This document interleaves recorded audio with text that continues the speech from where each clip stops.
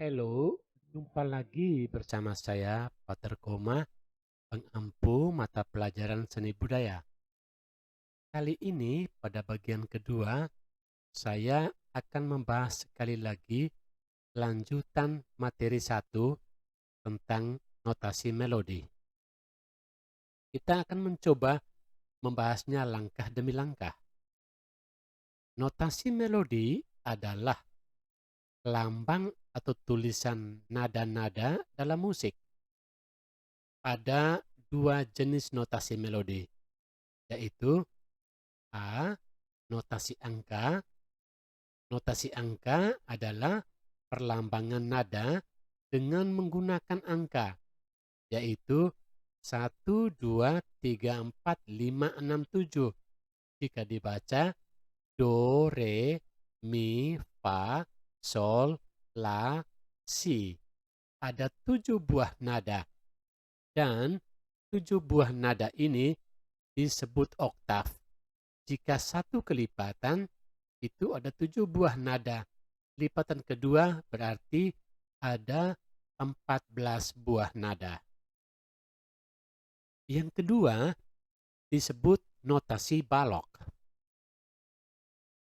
Notasi balok adalah perlambangan nada dengan menggunakan not balok pada garis para nada. Di sini jika Anda perhatikan ada garis-garis para nada yang jumlahnya 5. Yang ini garis pertama, garis kedua, garis ketiga, garis keempat, dan garis kelima. Di antaranya ada 4 buah spasi. 1, 2, 3, 4. Nah, di atas garis dan spasi inilah kita boleh menuliskan not untuk membuat sebuah partitur musik. Karena itu, Anda di sini bisa menggunakan notasi musik, baik dengan notasi angka, ada 7 buah angka, dan atau notasi balok yang menggunakan garis dan spasi-spasi untuk menuliskan nada-nada sebuah musik. Ada juga 3 unsur melodi, yaitu nada yang disebut dengan pitch, rhythm atau rhythm, dan bentuk atau form. Nada adalah bunyi yang dihasilkan oleh suatu sumber bunyi yang bergetar dengan kecepatan getar yang teratur. Nah, kecepatan getar sumber bunyi ini dinamakan frekuensi yang dapat diukur dengan menghitung jumlah getarnya dalam 1 detik. Sistem nada adalah susunan nada berurutan dengan perbedaan tinggi nada tertentu, yaitu C, D, E, F, G, A, dan B. Sementara itu, tinggi nada atau pitch ditentukan oleh banyak frekuensi getarannya. Makin banyak frekuensinya, makin tinggi pula nadanya. Nah, tinggi nada ini mempunyai satuan ukuran pula, yaitu nada AL sama dengan 440 Hz. Berikut ini adalah tabel frekuensi nada. Ini nada, yang ini frekuensi. Dari C1 oktav pertama sampai C2 oktav kedua. Kita lihat, untuk C1 frekuensi nadanya 261,63. D1 293,66. E1 329,63. F1 349,23. G1 392. A1 440. B1 493,88 dan C2 523,25. Sebuah nada memiliki jarak kepada nada yang lain. Maka kita perhatikan di sini jarak masing-masing nada. Yang pertama, dari C ke D itu berjarak 1. D ke E berjarak 1. E ke F jaraknya setengah. F ke G jaraknya 1. G ke A berjarak 1 juga. A ke B juga 1. Tetapi B ke C itu berjarak setengah. Jadi ada 2 buah nada yang berjarak setengah, yaitu E ke F dan B ke C. Sementara itu yang lainnya berjarak 1-1. C ke D, D ke E, F ke G, G ke A, dan A ke B. Nah, untuk mudahnya Anda bisa perhatikan gambar piano ini. Sebuah piano biasanya memiliki 2 macam tuts. Tuts yang berwarna hitam dan tuts yang berwarna putih.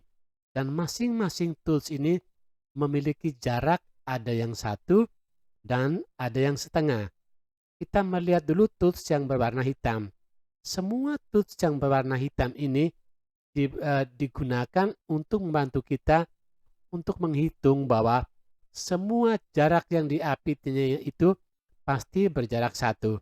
Contoh, C, D, D, E, tiga-tiganya ini berjarak 1. Tetapi E ke F itu hanya berjarak setengah. Sementara itu, F ke G, G ke A, dan A ke B juga berjarak 1. Dan terakhir, baru B ke C lagi dia berjarak setengah. Jika Anda perhatikan piano ini, maka jelas piano ini memiliki 2 oktav. Dari C ke C, oke, 7 buah nada, dan C kedua ke C lagi berjarak juga dan berjumlah 7 buah nada.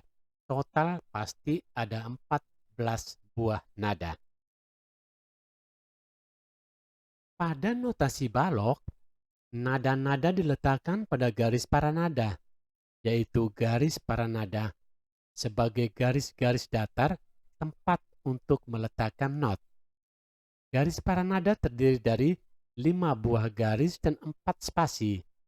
Kalau not terletak di luar garis tersebut, maka digunakan garis bantu dengan menggunakan garis putus-putus.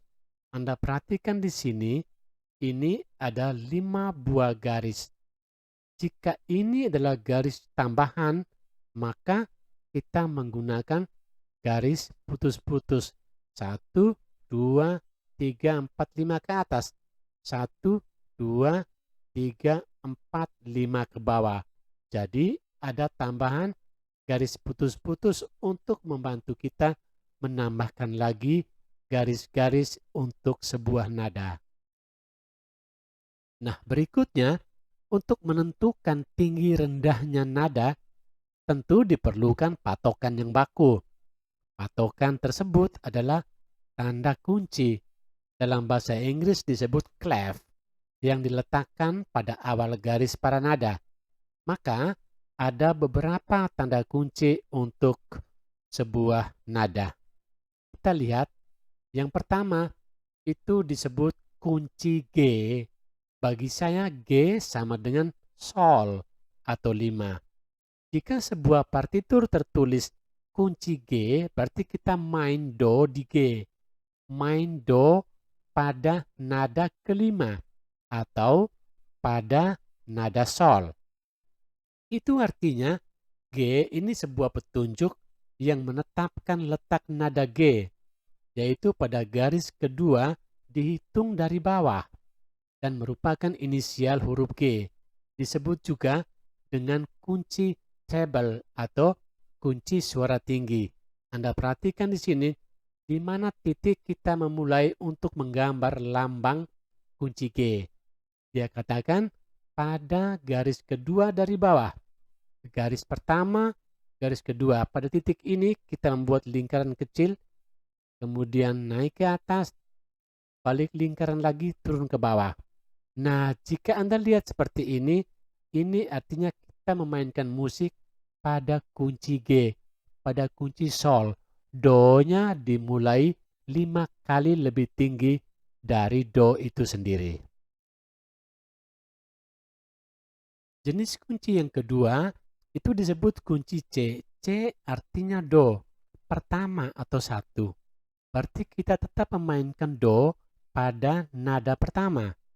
Nah, ini adalah lambang berbentuk huruf C, menunjukkan letak notasi C1 atau C tengah, yaitu pada garis yang diapiti corong lambang kunci tersebut. Kalau Anda perhatikan gambar ini, maka kita menghitung dari bawah. Ini di bawah ini ada lapisan garis kecil. Nah, inilah yang disebut dengan kunci C. C, kemudian E, oke, G, ini B, ini D. Lagi-lagi dari bawah ini ada garis putus-putus, tapi dalam gambar kita satukan di sini. Maka ini C, spasi ini D, garis pertama E, spasi kedua itu F, garis kedua G, spasi ketiga itu A, garis ketiga baru B, kemudian C, D, dan seterusnya. Kunci yang ketiga yaitu disebut kunci F atau kunci keempat, kunci Fa. Do-nya dimainkan pada nada Fa 4 kali lebih tinggi dari Do itu sendiri. Nah, ini adalah lambang berbentuk inisial huruf F, menunjukkan notasi nada F, yakni pada garis kedua dari atas. Kita cek sekarang. Dari atas hitungannya 1, 2. Pada titik inilah kita membuat titik tertentu melingkar ke kanan dan turun ke bawah. Sebelah kanannya kita kasih tanda titik 2 yang mengartikan bahwa kunci ini adalah kunci F. Sementara itu kadang-kadang kita temukan dalam musik ada juga gabungan penulisan kunci G, kunci C, dan kunci F secara bersamaan. Karena itu kita lihat di sini, ini pada garis kedua itu kunci G. Pada garis putus-putus itu kunci C, dimulai dari bawah. Sementara itu pada garis kedua dari atas ini adalah kunci F. Jika digabungkan ketiganya, maka tampaknya akan seperti ini. Nah, gambar berikut ini menunjukkan nada-nada pada setiap garis dan spasi pada garis para nada dalam kunci G, kunci C, dan kunci F. Kita cek satu persatu. Dimulai dari kunci C.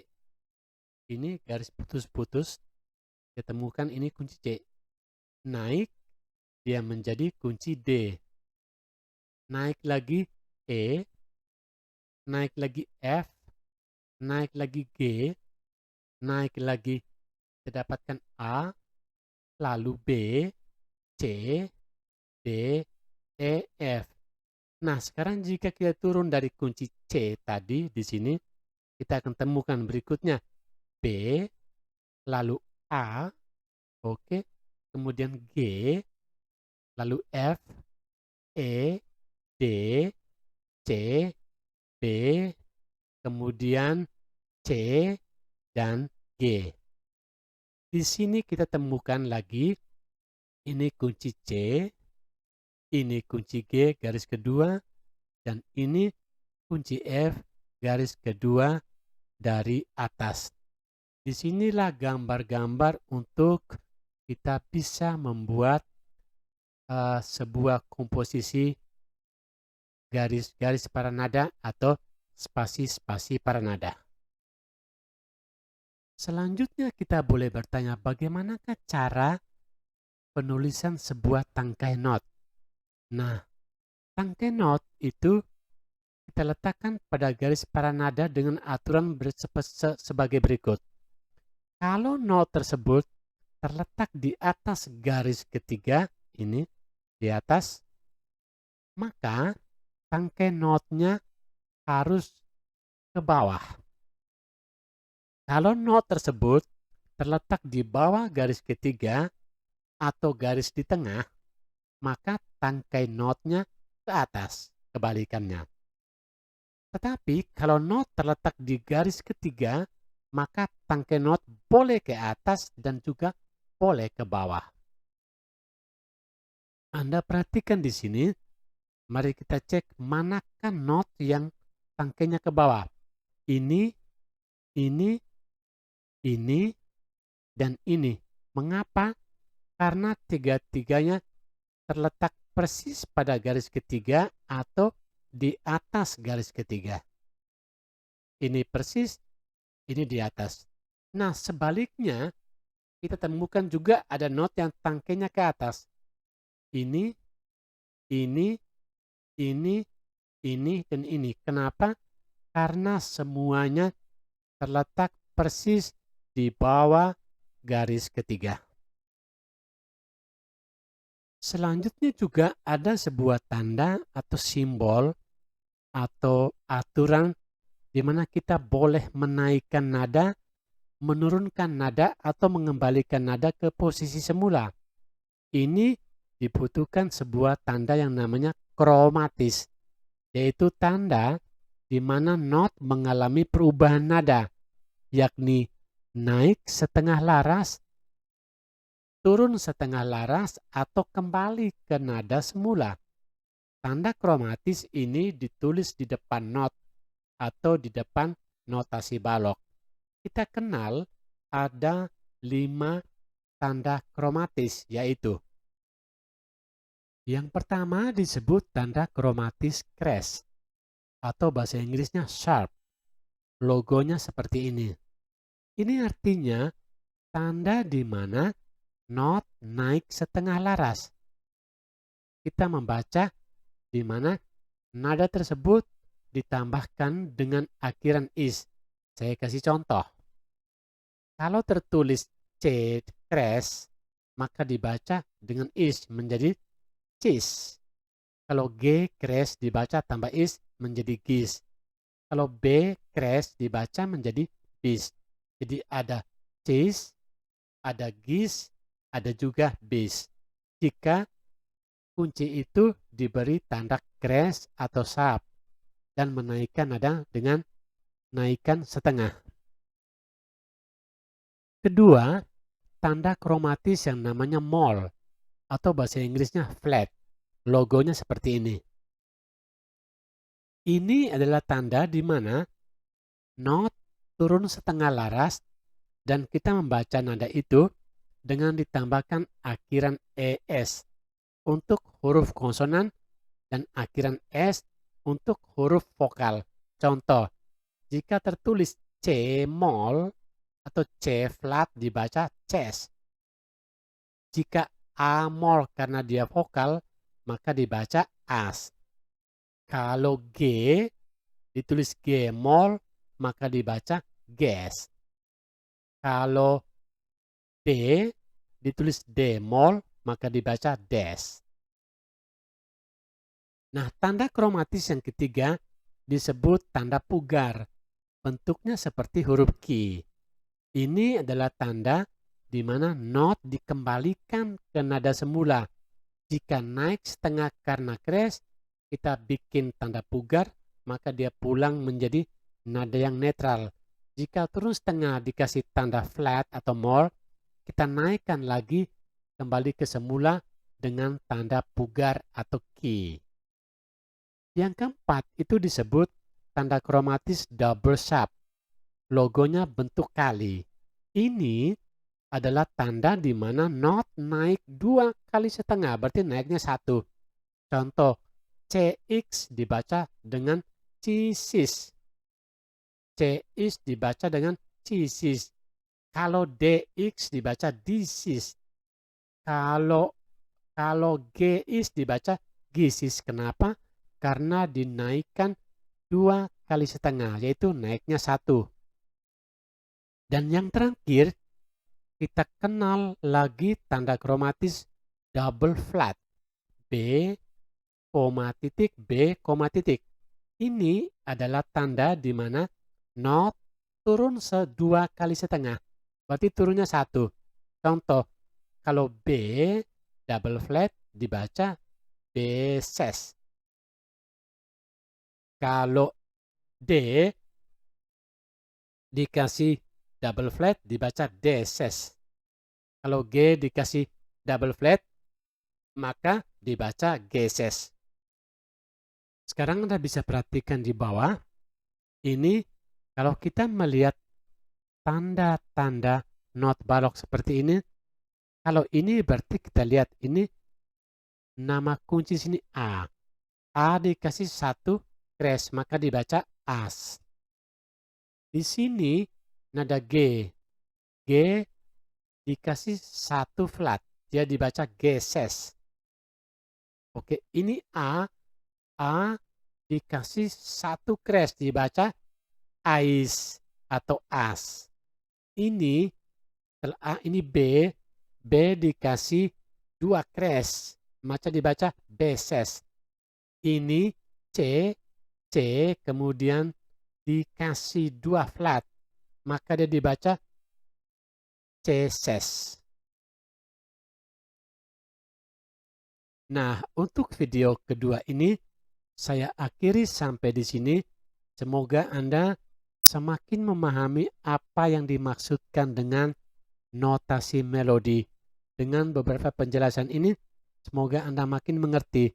Jika Anda belum mengerti, Anda boleh mengulang-ulangi lagi video ini supaya Anda makin mengerti dan makin memahami. Oke, selain video, saya juga mengirimkan kepada Anda kepada grup Telegram kelas itu audio penjelasan ini, karena audio itu penyimpanannya lebih ringan sehingga lebih menghemat spasi atau ruang untuk HP Anda. Jadi Anda punya materi yang saya kirimkan. Kedua, Anda punya video penjelasan. Dan yang ketiga adalah audio penjelasan. Anda bisa pakai tiga-tiganya ini. Jika tidak bisa pakai materi, Anda masih punya audio. Jika tidak punya audio, Anda masih punya lagi video. Semoga ini bisa menolong Anda untuk mengerti pembahasan kita pada semester ini tentang notasi melodi. Oke, see you by next time.